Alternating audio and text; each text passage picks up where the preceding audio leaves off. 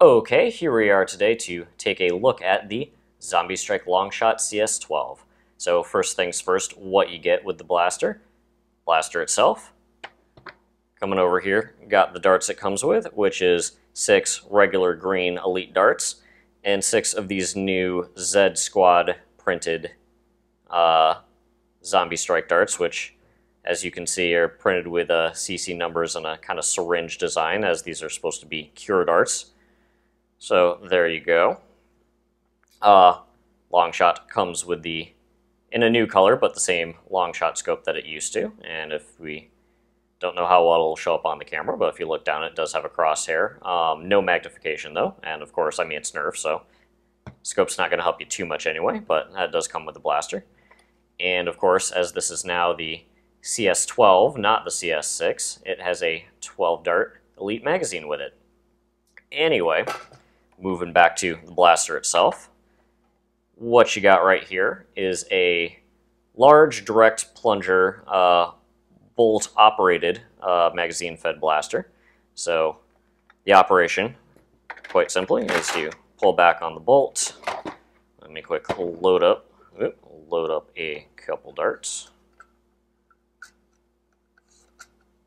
Okay, load up a couple darts, got your bolt pulled back, you insert magazine into your mag well, bring the bolt back forward and pull the trigger, and there you go. Fired off a shot. This also gives me a good opportunity to go to one of the other features of the blaster, which is the mag release. Now, as this is a repaint of a much older N-Strike design, see the mag release on this side, but if I flip the blaster around, there's no mag release on the other side, and that's just because back in the very early days of the magazine-fed blasters, Nerf hadn't thought about ambidextrous and, left-handers versus right-handers, that kind of thing. But there you go. So that's that. It does have a jam door at the top, which is painted the same color as the blaster this time, and you have to have the bolt back to open it, but then opens up so you can get in at the breech. And on this new version of the Longshot, they have printed jam clearing instructions right on there. Also, I didn't show it when I fired before, but it does have and actually, let me do one thing first, has a built-in stock that extends, so right now it's in its more closed position. Flip the blaster around, you can see this, which is the lock.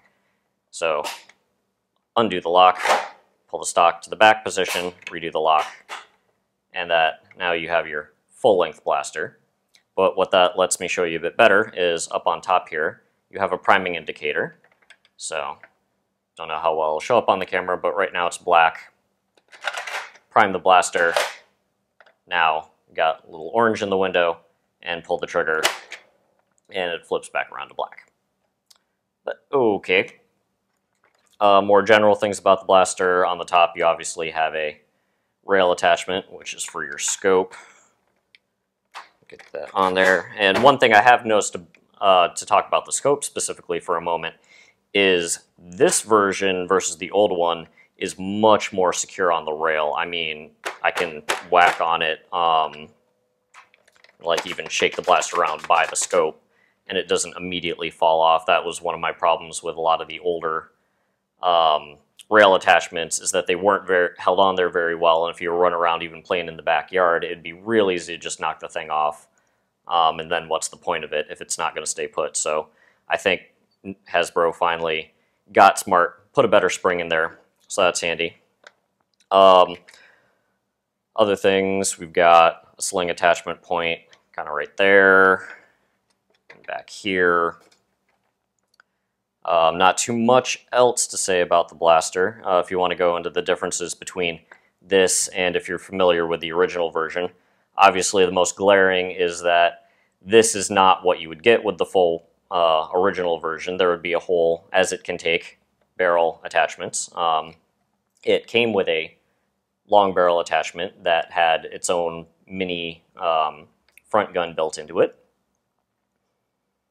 There was also a flip-down bipod here, and they didn't even take the time to remold the shell. I mean, you can still see the hole right here where the bipod should attach. They didn't really do anything to clean up the shell. It's just not there. They did make some modifications, though, as the blaster used to say Longshot CS-6 right on this, and they've just cleaned that off, which is interesting because they did that. They didn't change it to say CS-12. They just took that bit off. But then at the same time, if we go back to the stock,